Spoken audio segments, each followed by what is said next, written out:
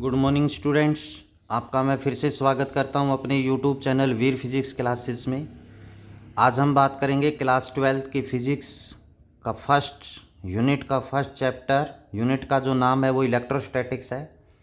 तो बच्चों, इससे पहले की वीडियो में हम डिस्कस कर चुके हैं कूलाम्स लॉ के बारे में, क्वांटाइजेशन ऑफ चार्ज के बारे में। आज हम इस वीडियो में कूलाम्स लॉ से रिलेटेड न्यूमेरिकल्स जो हैं वो डिस्कस करेंगे, और जो सुपरपोजिशन प्रिंसिपल है जिसकी वीडियो मैंने नहीं बनाई है, लेकिन आज की ही वीडियो में मैं सुपरपोजिशन प्रिंसिपल को समझाऊंगा एग्जाम्पल देकर। न्यूमेरिकल्स हम डिस्कस करेंगे। तो मेनली बात यह है कि आज की इस वीडियो में हम कूलाम्स लॉ से रिलेटेड न्यूमेरिकल्स और सुपरपोजिशन प्रिंसिपल से रिलेटेड न्यूमेरिकल्स के बारे में हम डिस्कस करेंगे। तो सबसे पहले हम कूलाम्स लॉ के न्यूमेरिकल्स हैं, एक दो तीन एग्जाम्पल हम लेंगे।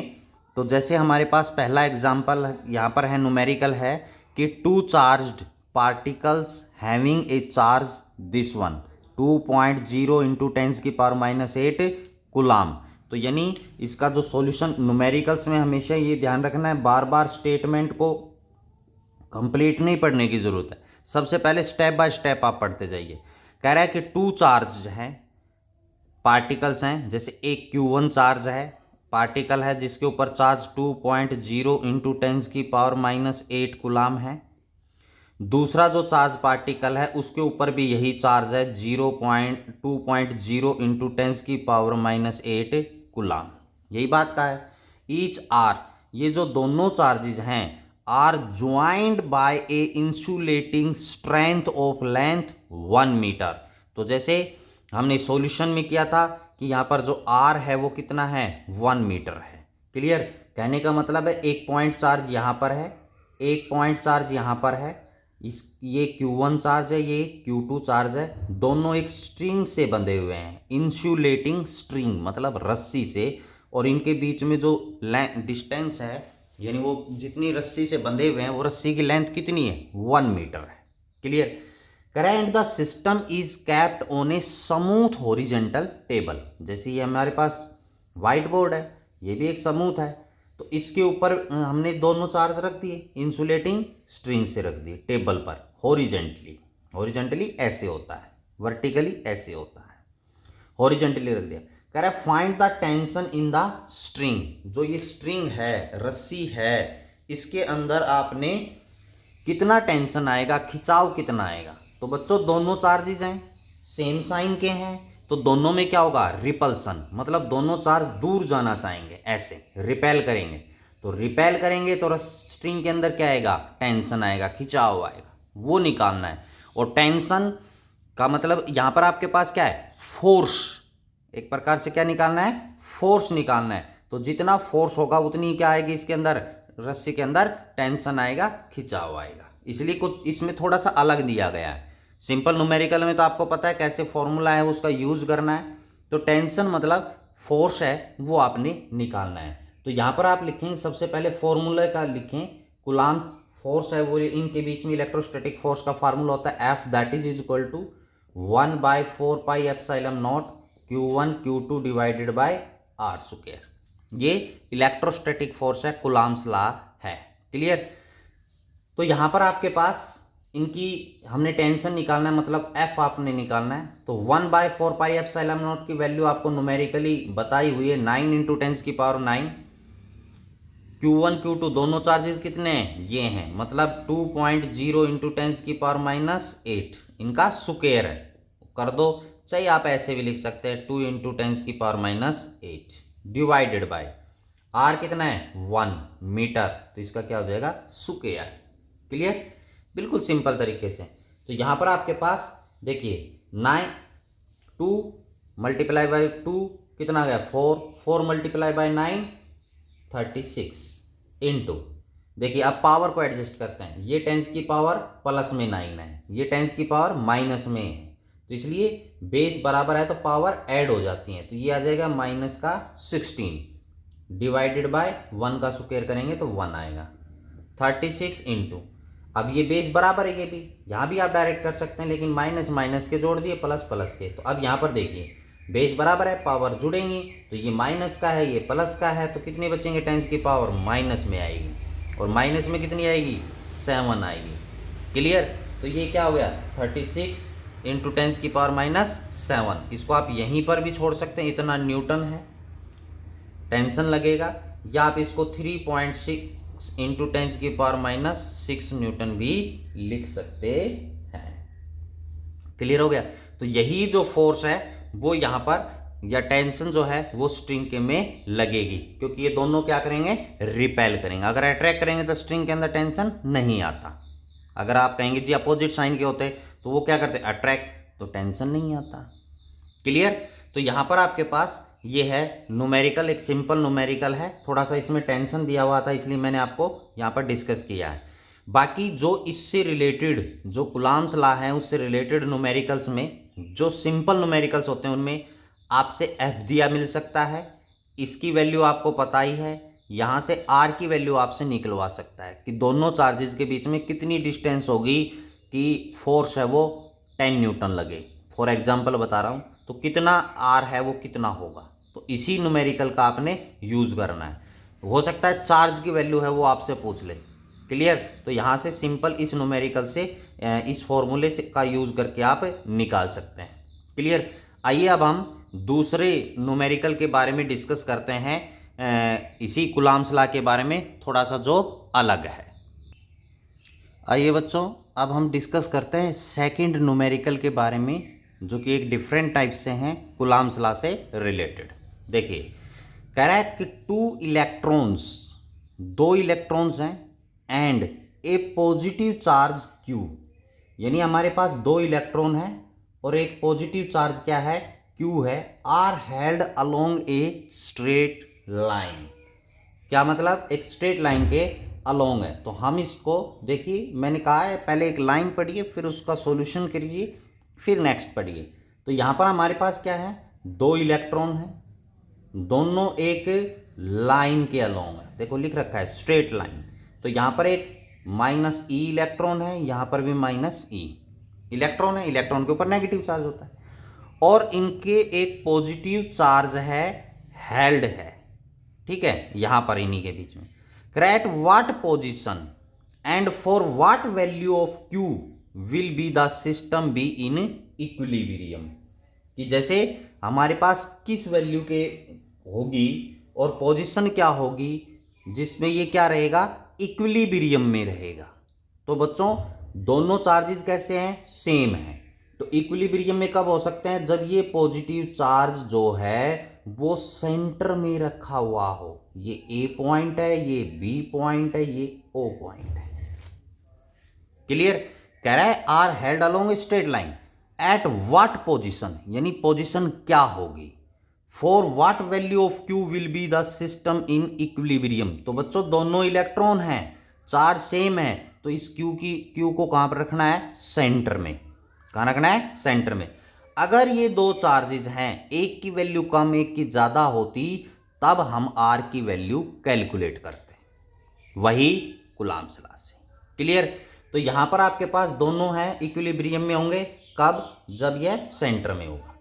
अब ये इक्विलिब्रियम में होंगे या नहीं होंगे चेक करना है। तो यहां पर आपको पता है ये इलेक्ट्रॉन है, ये भी इलेक्ट्रॉन है, ये पॉजिटिव चार्ज, दोनों ये क्या करेंगे, अट्रैक्ट करेंगे। मतलब ये Q चार्ज है वो कहां पर जाएगा, इधर इलेक्ट्रॉन की तरफ अट्रैक्ट होके जाएगा। इसी प्रकार ये चार्ज है वो ये किधर जाएगा, इस इलेक्ट्रॉन की तरफ जाएगा। क्लियर हुआ या नहीं हुआ, मतलब अपोजिट डायरेक्शन में जाएंगे। ये Q इधर E की तरफ अट्रैक्ट होगा, ये Q इधर E की तरफ अट्रैक्ट होगा। तो दोनों की डायरेक्शन कैसी होगी, अपोजिट डायरेक्शन होगी। अंडरस्टैंड और नोट। यहां पर जो फोर्स लगेगा, force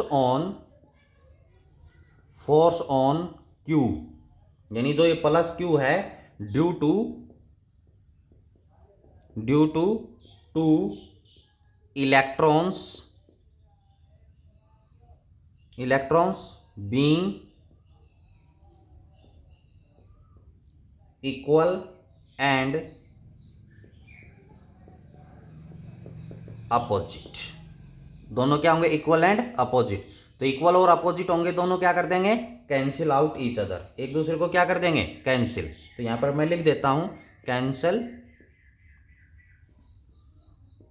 each other and it is in equilibrium, और ये किस में होगा? इक्विलिब्रियम के अंदर होगा। क्लियर हो गया? ये तो हमने पहले बात कही कि अब इक्विलिब्रियम में होगा, क्यों होगा ये आपको बता दिया। अब ये पूछ रहा है फॉर व्हाट वैल्यू, क्यू की क्या वैल्यू होगी। अब इसके बाद और आगे क्या करें? Check whether it is stable, unstable और न्यूट्रल इक्विलिब्रियम। इक्विलिब्रियम में तो है, लेकिन इक्विलिब्रियम में है तो ये स्टेबल इक्विलिब्रियम में है या अनस्टेबल में है या न्यूट्रल में है। तो बच्चों जो स्टेबल इक्विलिब्रियम में होगा इसमें ये मूव नहीं करेगा, अनस्टेबल इक्विलिब्रियम में होगा तो ये एक साइड क्या करेगा? मूव करेगा। तो उसके लिए हमने Q की वैल्यू को कैलकुलेट करना है। तो अब हमारे पास क्या है? इसको इक्विलिब्रियम के बताने के बाद हम क्या करेंगे? अब यहां पर हम कहते हैं कि फॉर ये जो A पॉइंट पर चार्ज है इसके ऊपर फोर्स निकालेंगे। किसकी वैल्यू निकालने के लिए? Q की वैल्यू निकालने के लिए।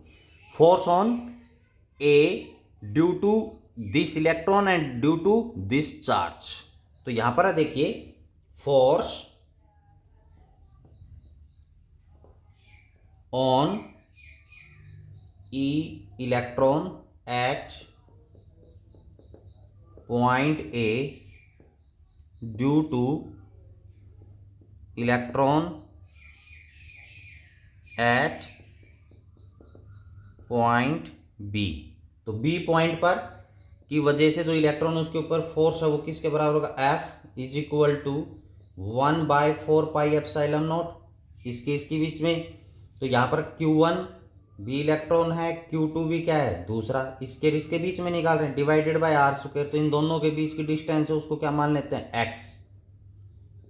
दोनों के बीच की डिस्टेंस क्या हो गई? x। तो यहां पर क्या आ जाएगा? x का square.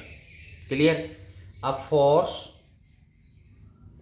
On -E at point A due to +Q।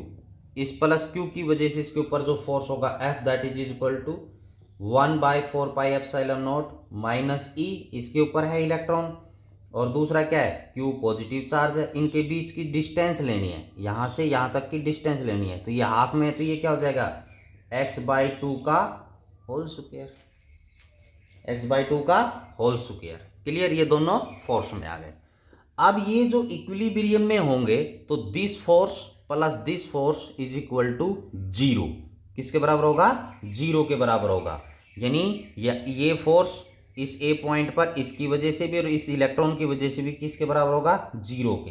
तो 1/4πε0 E का स्क्वायर हो जाएगा बच्चों, यहाँ पर x स्क्वायर हो जाएगा क्योंकि चार्ज का मैग्नीट्यूड लेना है, प्लस 1/4πε0 यहाँ पर क्या हो जाएगा? E और Q डिवाइडेड बाय x/2 का whole square that is equal to 0। यानी इन सभी का जो सम है वो किसके बराबर होगा? 0 के बराबर होगा। जैसे ये माइनस माइनस था ये प्लस हो गया। क्लियर? अब इसके बाद क्या करना है? हमें तो Q की वैल्यू कैलकुलेट करनी है, तो इसलिए इसको हम कहाँ ले जाएं? एक साइड ले जाएं। तो यहाँ पर आपके पास क्या हो जाएगा? 1/4πε0 E का square divided by x square that is equal to, इसको उधर ले जाएं, 1/4πε0 EQ डिवाइडेड बाय x/2 का whole square. Left hand side, right hand side ले गए, ये लेफ्ट हैंड साइड। अब यहाँ पर देखिए 4πε0 से 4πε0 कट जाएगा, दोनों बराबर है। यहाँ E से एक E कैंसिल हो जाएगा। क्लियर? तो यहाँ पर आपके पास क्या बचेगा? E इधर divided by x square that is equal to Q divided by x/2 का होल स्क्वायर। 4πε0 एक पावर यहाँ से कैंसिल हो गई। क्लियर? इसको और सोल्व करना है तो देखिए इसको इजी में तरीके से आपके पास x square that is equal to Q divided by ये x/2 का होल स्क्वायर, तो क्या हो जाएगा? x स्क्वायर डिवाइडेड बाय क्या आएगा? 4। तो 4 कहाँ चला जाएगा? ऊपर चला जाएगा। तो यहाँ से x स्क्वायर से x स्क्वायर कैंसिल हो जाएगा। तो यहाँ पर आपके पास क्या बचेगा? E that is equal to Q into 4। तो यहाँ पर Q की वैल्यू हमें चाहिए तो Q इज इक्वल टू क्या हो जाएगा? E/4। क्या होगा? E/4। तो यानी जो इलेक्ट्रॉन है, इलेक्ट्रॉन का के ऊपर जो चार्ज है उसका 1/4 जो है वो चार्ज होना चाहिए किसके ऊपर, Q के ऊपर, अगर वो इक्विलिब्रियम में है। क्लियर? तो ये स्टेबल इक्विलिब्रियम में है या नहीं है। अब इसके बाद हमारे पास क्या है, अगर ये O चार्ज है, ये किसकी तरफ जाता है, A की तरफ मूव करता है, तो it will not return to O। जैसे ये चार्ज है वो किधर जाएगा, A की तरफ, तो ये वापिस नहीं आएगा।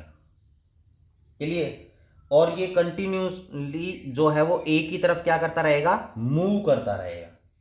इसलिए इक्विलिब्रियम जो है, अगर इस प्रकार ऐसा होगा, अगर ये मूव नहीं करेगा तो ये कैसा है, अनस्टेबल है, मतलब न्यूट्रल है, कहीं मूव नहीं कर रहा है। अगर एक साइड मूव कर रहा है तो ये आपके पास कैसे होगा, अनस्टेबल। कैसा होगा, अनस्टेबल होगा ये। क्लियर? क्यों, ये कह रहा है अगर if Q is move toward A, तो ये A की तरफ ही मूव करता रहेगा। क्लियर? और ये O की तरफ नहीं आएगा, नहीं आएगा तो ये क्या हो जाएगा, इक्विलिब्रियम इन अनस्टेबल आ जाएगा। कैसा आ जाएगा, इक्विलिब्रियम इन अनस्टेबल। क्लियर? तो यहां पर इस न्यूमेरिकल में पूछा कि इक्विलिब्रियम में कहां पर होगा, तो दोनों चार्ज सेम मैग्नीट्यूड के हैं तो सेंटर में हो जाएगा। फिर इसने पूछा Q की वैल्यू बताइए, तो Q की वैल्यू के लिए हमने ये निकाला कि भाई A पॉइंट पर चार्ज है वो इसकी वजह से भी इसकी वजह से नेट जो चार्ज होगा, फोर्स होगा, वो किसके बराबर होगा, 0। क्लियर? तो इन दोनों को बराबर रख के हमने Q की वैल्यू है वो कैलकुलेट की है। क्लियर? तो ये कुछ अलग टाइप्स के न्यूमेरिकल्स थे, किसके रिलेटेड, कूलाम्स लॉ से रिलेटेड। क्लियर? आइए बच्चों, अब हम डिस्कस करते हैं सबसे पहले तो प्रिंसिपल ऑफ सुपरपोजिशन के बारे में, इसकी डेफिनेशन क्या है, फिर हम इसके न्यूमेरिकल डिस्कस करेंगे, क्योंकि इसकी जो डेफिनेशन है उसको समझने के लिए सबसे अच्छा तरीका है कि न्यूमेरिकल कर लें, तो उससे आपको ईजिली है वो समझ में आ जाता है कि सुपरपोजिशन प्रिंसिपल है क्या। फिर भी मैं इसकी डेफिनेशन है, सबसे पहले हम डिस्कस करते हैं डेफिनेशन के बारे में, क्योंकि एग्ज़ाम में जो है इसकी डेफिनेशन जो है वो पूछने की बजाय इससे रिलेटेड जो न्यूमेरिकल्स हैं वो ज़्यादा इम्पोर्टेंट हैं। क्लियर? तो यहाँ पर कहता है according to this principle of superposition, total force on any charge, कोई भी एक चार्ज है उसके ऊपर जो टोटल फोर्स है, जैसे मैं ये कहता हूँ यहाँ पर ये एक चार्ज है, ठीक है, O पॉइंट के ऊपर, तो कह रहा है इसके ऊपर जो टोटल फोर्स होगा due to a number of other charges, due to the number of other charges, जैसे एक चार्ज है Q1 यहाँ पर है, दूसरा चार्ज है वो यहाँ पर है Q2, एक चार्ज यहाँ पर है Q3, एक चार्ज यहाँ पर है Q4। इसी प्रकार हमारे पास लार्ज नंबर ऑफ चार्जेस हैं due to the other charges taken यहाँ तक आ गए थे हम, charge at a rest is the vector sum of the all forces on that charge due to other charges. Means इसके ऊपर जो टोटल फोर्स होगा ड्यू टू अदर चार्जेस वो वेक्टर सम के बराबर होगा। तो जैसे बच्चों ये Q1 है, तो आपको पता है इसकी वजह से यहाँ पर क्या होगा, फोर्स होगा F1। इसी प्रकार यहाँ पर आपके पास फोर्स होगा, इसकी वजह से F2 है, इसकी वजह से आपके पास F3 है, इसकी वजह से आपके पास क्या है, F4 है। क्लियर? तो यहाँ पर आपके पास ये O पॉइंट पर जो चार्ज है इसके ऊपर जो फोर्स होगा F0 वो बराबर होगा F01 यानी इसकी वजह से प्लस F02 इसकी वजह से प्लस F03 इसकी वजह से प्लस F04 इसकी वजह से, और इसी प्रकार डैश डैश डैश ये चलता रहता है, ये वेक्टर सम है। क्लियर? तो फिर से मैं आपको बात करता हूं कि total force on any charge, जैसे ये चार्ज है Q पॉइंट पर, any charge due to a number of other charges, ये दूसरे चार्जेस हैं, at rest is the vector sum, ये क्या है, vector sum of all the forces, जितने भी फोर्सेस हैं उनका vector sum on that charge due to other charges taken one at a time, यानी एक टाइम पर, एक ही बार, तो वो वेक्टर सम के बराबर होगा टोटल फोर्स। इसके ऊपर जो टोटल फोर्स होगा वो दूसरे चार्जेस की वजह से जो फोर्स है उसका वेक्टर सम के बराबर होगा। और कह रहा है the force due to individual charges are unaffected by the presence और absence of the other charges. Means यहां पर ये Q1 चार्ज है, इसके फोर्स का इसके ऊपर जो है वो कोई इफेक्ट नहीं पड़ेगा इस Q2 चार्ज की वजह से, कि ये Q2 चार्ज इसके पास है या नहीं है, प्रेजेंट है या नहीं है, इसका कोई इफेक्ट इसके ऊपर नहीं पड़ेगा। क्लियर। तो सुपरपोजिशन प्रिंसिपल कहता है कि आपके पास बहुत सारे चार्जेस हैं और आप एक चार्ज के ऊपर फोर्स निकालना चाहते हैं, तो वो जो टोटल फोर्स है वो वेक्टर सम के बराबर होगा इंडिविजुअल फोर्सेस के। क्लियर। तो ये आपके पास जो है डेफिनेशन है सुपरपोजिशन प्रिंसिपल की। अब बच्चों सुपरपोजिशन प्रिंसिपल से रिलेटेड हम जो न्यूमेरिकल है वो हम डिस्कस कर लेते हैं। आइए बच्चों प्रिंसिपल ऑफ सुपरपोजिशन के न्यूमेरिकल के बारे में हम डिस्कस करते हैं। तो जो पहला टाइप का जो न्यूमेरिकल है वो कह रहा है consider 3 charges Q1 Q2 and Q3, यानी 3 चार्जेस है Q1 Q2 Q3 each equal to Q, यानी सभी का जो चार्ज है वो कितना है Q पर है, at the vertices of an equilateral triangle of side L। तो इक्विलैटरल ट्रायंगल में क्या है, जिसकी सभी साइडें क्या है बराबर हैं। तो एक इक्विलैटरल ट्रायंगल है, जैसे यहाँ पर मैं एक डायग्राम बना देता हूँ, ये इक्विलैटरल ट्रायंगल है यहाँ पर,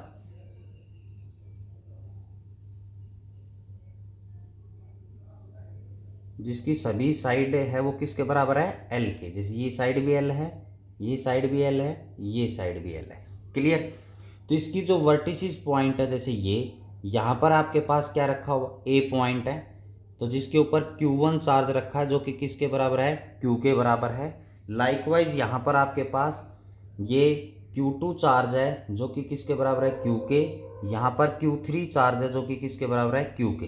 तो ये एक पॉइंट है जिसका नाम मैंने A दे दिया, यहाँ पर ये पॉइंट है जिसका नाम मैंने B दे दिया, यहाँ पर ये पॉइंट है इसका नाम क्या दे दिया C। तो इस प्रकार वर्टिसेस के ऊपर एक ट्रायंगल इक्विलैटरल ट्रायंगल के वर्टिसेस के ऊपर ये तीनों चार्जेस रखे हुए हैं जिनका चार्ज कितना है Q। कह रहा है साइड L है। क्लियर। अब कह रहा है what is the force on charge Q, ये कैपिटल Q चार्ज है, placed at the centroid of triangle, कि जो ट्रायंगल है इसके सेंट्रोइड पर। अब ट्रायंगल का सेंटर है वो कैसे निकालेंगे बच्चों, इसके बीचों बीच, जैसे A साइड है इसके एंगल के बीचों बीच यहां से, लाइकवाइज B के सेंटर से, लाइकवाइज C के सेंटर से, जहां पर ये तीनों आपस में क्रॉस करेंगी ये सेंट्रोइड बनेगा किसका, ट्रायंगल का। तो यहां पर जो है वो Q चार्ज रखा हुआ है, कैपिटल Q चार्ज। क्या रखा हुआ है, कैपिटल Q चार्ज है रखा हुआ है कहां पर, O पॉइंट, ये है O पॉइंट पर। तो ये पूछ रहा है इसके ऊपर टोटल फोर्स है वो कितना होगा, ये आपने बताना है। क्लियर। तो यहां पर बताने के लिए शुरुआत करते हैं यहीं से। सबसे पहले जैसे ये Q1 चार्ज है, ये Q है, तो इसके ऊपर फोर्स है वो Q1 की वजह से कितना होगा। तो यहां पर मैं लिख देता हूं force on Q at O due to charge Q1, जो Q फोर्स है वो Q पर कितना होगा, किसकी वजह से, इस Q1 चार्ज की वजह से कितना होगा। तो यहां पर इसका नाम दे देते हैं फोर्स का F1, that is equal to Coulomb's law के अकॉर्डिंग 1/4πε0 Q1 Q2। तो Q1 आपके पास किसके बराबर है Q के, Q2 कौन है, कैपिटल Q है, क्योंकि हमने इन दोनों फोर्सेस के बीच में, फिर इसके बीच की क्या है डिस्टेंस, तो डिस्टेंस किसके बराबर होगी AO का स्क्वायर।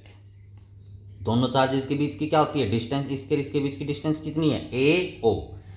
अब बात आती है कि AO तो सर हमें नहीं पता, हमें तो ये साइडें पता है, अंडरस्टैंड और नॉट। तो यहां पर आप देखिए इसको आप निकाल सकते हैं आराम से, ये एक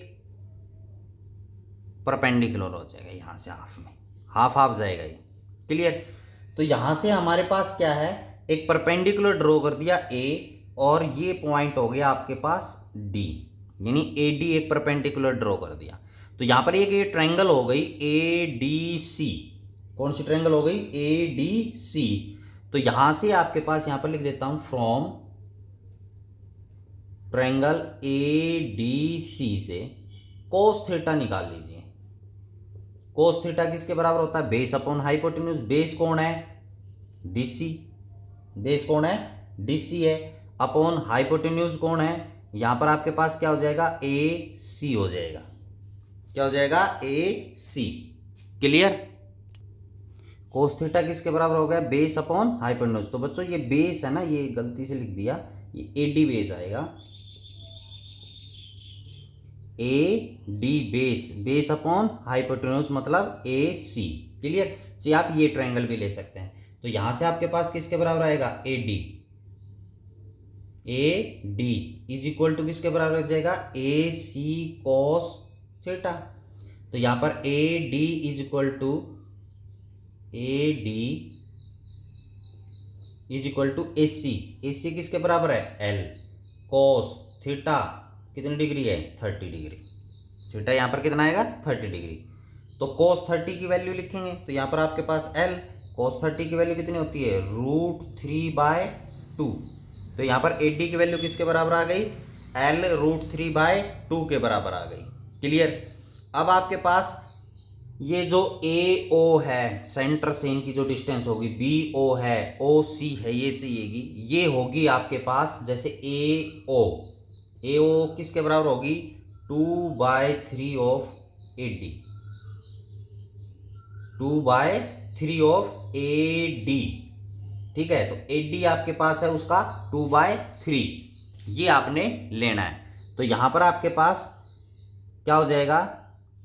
यहीं पे कर देता हूं आगे,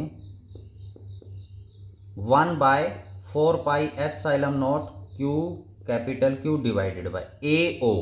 तो AO किसके बराबर? 2/3 ऑफ AD। तो AD के 2/3। तो यहां पर आपके पास ये जो है AO की वैल्यू लिखनी है, वो आएगी आपके पास L/√3 का स्क्वायर। L/√3 का स्क्वायर। तो यहां पर ये वैल्यू किसके बराबर आ जाएगी?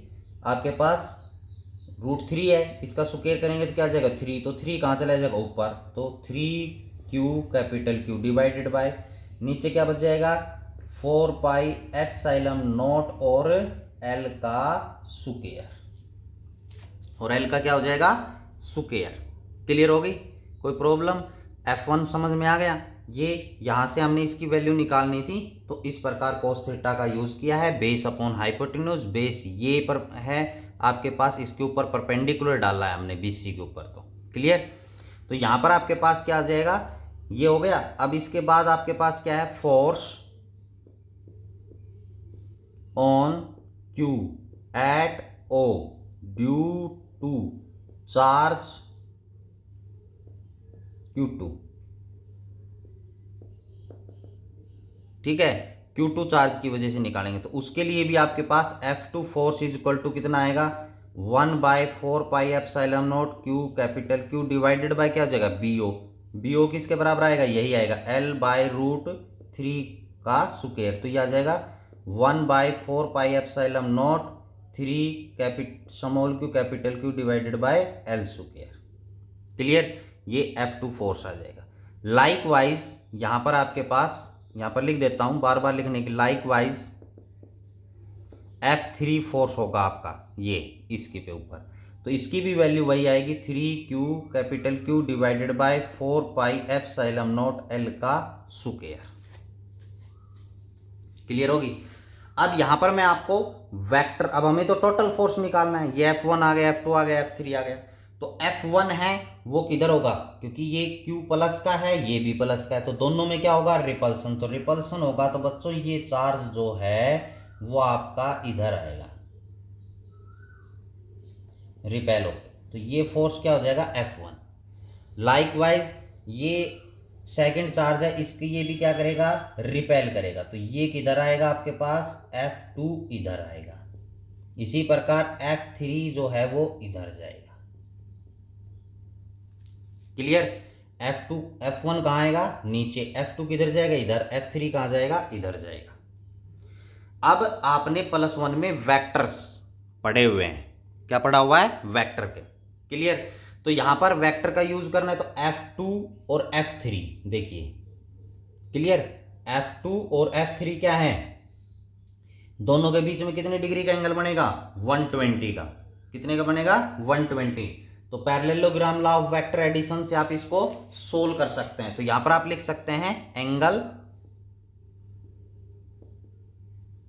बिटवीन, देखिए क्योंकि ये तीनों की अलग अलग डायरेक्शन है, वेक्टर अगर सेम डायरेक्शन में होता जोड़ देते, अपोजिट होता तो घटा देते, लेकिन यहां पर तीनों क्या है, ये इनके बीच में क्या बन रहा है, एक एंगल बन रहा है, ठीक है। तो इन दोनों के भी angle between F2 and F3 is equal to 120 degree होगा। ये देखिए, तो इनका जो रिजल्टेंट है वो किधर आएगा, इधर आएगा इनका रिजल्टेंट, ऐसे। F2 और F3 का रिजल्टेंट कहाँ आएगा, इधर आएगा, क्लियर। तो इसके बीच में पैरेललोग्राम लॉ से हम इसको सोल्व करेंगे, तो इनका जो रिजल्टेंट आएगा वो यही आएगा, 3Q capital Q divided by 4πε0 L का स्क्वायर इनके बीच में। तो इसका रिजल्टेंट किधर हो गया, इधर, ये कहाँ हो गया, इधर। तो यहां पर आप लिखेंगे resultant of F2 and F3 are नहीं, इज अपोजिट टू